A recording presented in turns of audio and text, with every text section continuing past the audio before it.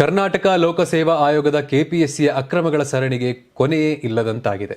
ಹೌದು, ಅಧ್ಯಕ್ಷ ಶಿವಶಂಕರಪ್ಪ ಸಾಹುಕಾರ್ ಅಮಾನತ್ತಾದ ಬೆನ್ನಲ್ಲೇ ಈಗ ಕೆಪಿಎಸ್ಸಿಯಲ್ಲಿ ಮತ್ತೊಂದು ಬ್ರಹ್ಮಾಂಡ ಭ್ರಷ್ಟಾಚಾರದ ಬಾಂಬ್ ಸಿಡಿದಿರೋದಾಗಿ ಕೇಳಿ ಬರ್ತಾ ಇದೆ. ಪಶು ವೈದ್ಯಾಧಿಕಾರಿ ಹುದ್ದೆ ನೇಮಕಾತಿಯಲ್ಲಿ ಬರೋಬ್ಬರಿ 60% ಅಕ್ರಮ ನಡೆದಿದೆ ಅಂತ ಆರೋಪ ಮಾಡಿದ್ದು ಅಭ್ಯರ್ಥಿಗಳು ವಿಧಾನಸೌಧ ಪೊಲೀಸ್ ಠಾಣೆ ಮೆಟ್ಟಿಲೇರಿದ್ದಾರೆ. ಅಷ್ಟಕ್ಕೂ ಆಗಿದೇನು ಗೊತ್ತಾ?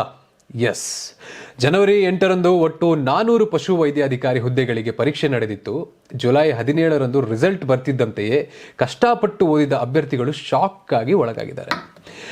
ಒಂದೊಂದು ಗ್ರೂಪ್ ಎ ಹುದ್ದೆಗೆ ಮಧ್ಯವರ್ತಿಗಳ ಮೂಲಕ ಬರೋಬ್ಬರಿ 80 ಲಕ್ಷ ರೂಪಾಯಿಗೆ ಬೇಡಿಕೆ ಇಟ್ಟು ಸೀಟ್ ಮಾರಾಟ ಮಾಡಲಾಗಿದೆ ಅನ್ನೋ ಗಂಭೀರ ಆರೋಪ ಕೇಳಿಬಂದಿದೆ.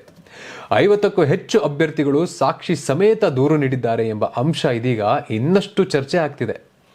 ಈ ಇಡೀ ಅಕ್ರಮದಲ್ಲಿ ಇತ್ತೀಚೆಗಷ್ಟೇ ಅಮಾನತ್ತಾಗಿರುವ ಶಿವಶಂಕರಪ್ಪ ಸಾಹುಕಾರ್ ಹಾಗೂ ಕೆಪಿಎಸ್ಸಿಯ ಹಲವು ಸದಸ್ಯರ ಹೆಸರು ತಳುಕು ಹಾಕಿಕೊಂಡಿದ್ದು, ದುಡ್ಡು ಕೊಡಿ ಸೀಟ್ ತಗೊಳ್ಳಿ ಅಂತ ಮಧ್ಯವರ್ತಿಗಳು ಅಭ್ಯರ್ಥಿಗಳಿಗೆ ನೇರ ಕರೆ ಮಾಡಿ ಬೇಡಿಕೆ ಇಟ್ಟಿದ್ದಂತಹ ವಿಚಾರ ಬಯಲಿಗೆ ಬಂದಿದೆ.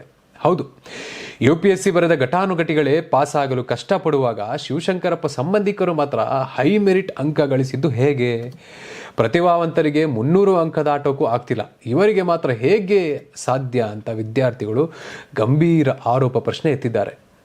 ಇದರ ಜೊತೆ ವಿದ್ಯಾರ್ಥಿ ಸಂಘಟನೆ ಅಧ್ಯಕ್ಷ ಕಾಂತ್ ಕುಮಾರ್ ಮತ್ತು ಆಕಾಂಕ್ಷಿಗಳು ಈ ದಂಧೆಯನ್ನು ಖಂಡಿಸಿದ್ದು, ಇಂಥ ಭ್ರಷ್ಟರಿಗೆ ಕೇವಲ ಅಮಾನತು ಶಿಕ್ಷೆ ಅಲ್ಲ, ಗಲ್ಲು ಶಿಕ್ಷೆ ಆಗಬೇಕು ಅಂತ ತೀವ್ರ ಆಕ್ರೋಶ ಹೊರಹಾಕಿದ್ದಾರೆ.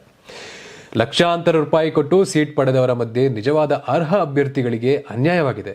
ಹಾಗಾಗಿ ಈ ಸಂಪೂರ್ಣ ನೇಮಕಾತಿ ಪ್ರಕ್ರಿಯೆಯನ್ನು ತಕ್ಷಣವೇ ರದ್ದುಗೊಳಿಸಬೇಕು ಅಂತ ಆಗ್ರಹಿಸಿದ್ದಾರೆ. ರಾತ್ರಿ ಹಗಲೆನ್ನದೇ ಓದಿ ಪರೀಕ್ಷೆ ಬರೆಯುವ ಪ್ರತಿಭಾವಂತ ವಿದ್ಯಾರ್ಥಿಗಳ ಭವಿಷ್ಯದ ಜೊತೆ ಕೆಪಿಎಸ್ಸಿ ಹೀಗೆ ಚೆಲ್ಲಾಟವಾಡುತ್ತಿರೋದು ನಿಜಕ್ಕೂ ದುರಂತ. ಈ 80 ಲಕ್ಷದ ಹಗರಣಕ್ಕೆ ಸಂಬಂಧಿಸಿದಂತೆ ಸರ್ಕಾರ ಏನು ಆಕ್ಷನ್ ತಗೊಳ್ಳುತ್ತೆ, ಮುಂದಿನ ದಿನಗಳಲ್ಲಿ ಈ ಬೆಳವಣಿಗೆ ಯಾವ ತಿರುವು ಪಡೆದುಕೊಳ್ಳುತ್ತೆ ಅಂತ ಕಾದು ನೋಡೋಣ.